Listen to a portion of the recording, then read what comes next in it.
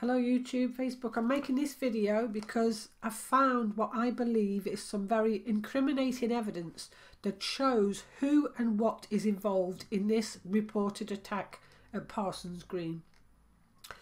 Yesterday I made a video in which I highlighted one of the main witnesses, Richard Almahart, who was also linked to projects for the European Space Agency. The website shows other projects that were created by them in the past using actors to simulate scenarios that involve disaster planning to showcase new ideas and products involving private, public and government officers.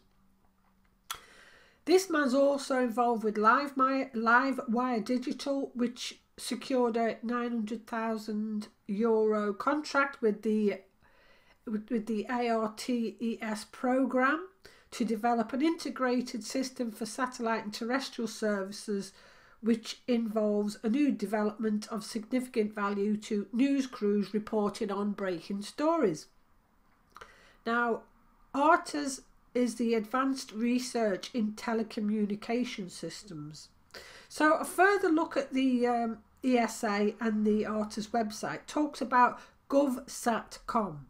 The GovSatCom programme, supported by the European Commission, the European Defence Commission and the ESA, which is the European Space Agency, is a government satellite communication system that is going to be launched in 2020.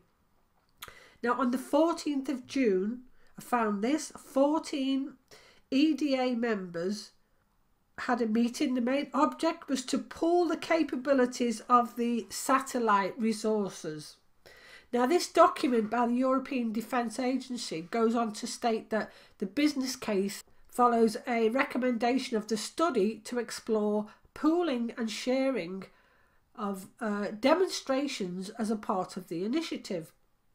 They talk of the background that the EU leaders decided on in 2013 that there was a need for a new solution in combining commercial and military satellite systems in order to facilitate an in-between for commercial and military satellite communications.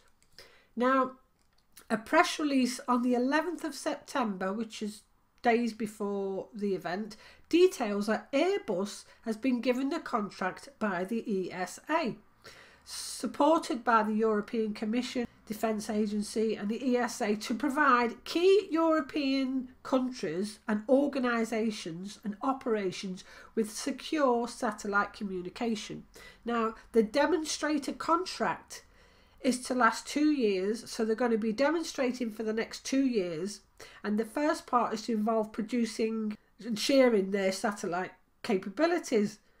Now, the next bit is very important. The core of the system is based on the new tech dialogue technologies and employed in overseas theatres of operations. It then goes on to list all the 14 countries involved who will be involved in these demonstrations of sharing this satellite communication capabilities. It also states that Airbus already supplies satellite communications to governments of the UK, France, Germany, Norway, as well as to NATO.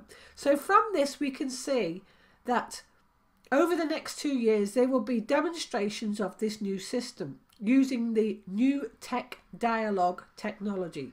Now, what does the BBC announce on the 13th of September, just 2 days before the reported attack and a few days after Airbus get the contract? That as of the 13th of September, they will be using the new tech dialogue technology. That cannot be a coincidence. The installation coordinated by a multinational team. So we can clearly see that this was in fact the first demonstration of many to be created over the next 2 years to showcase this new satellite technology. It also shows that if Airbus got the contract on the 11th September and the event happened on the 15th, with the BBC setting up the new system just days before, it might explain the lack of attention to detail of the actual demonstration, i.e. the false flag bomb.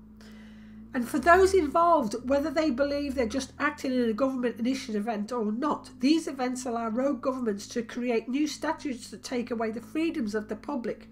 they've been used to create wars in the past. So anyone involved in this makes you a traitor. Like this woman who we can see before the acting starts and during, in which she sports what can only be described as a type of bandage used to prevent mouths from dead people opening before rigor mortis sets in. Who was paraded around by another obvious actor who forgot that PCs are not allowed to wear jeans on duty. And if this was a real event, the underground would have been halted. And the fact that Trump declares that the person was known to the security services, even before the UK security services have said who it actually is, just adds to the facade of this whole thing. And once again, in a country with the most heaviest CCTV cameras everywhere, but there's no footage. So we can see who's involved. And we can also see which countries, 14 in all, will be becoming part of this similar false flag events over the next 2 years. Am I illogical? Thank you for listening.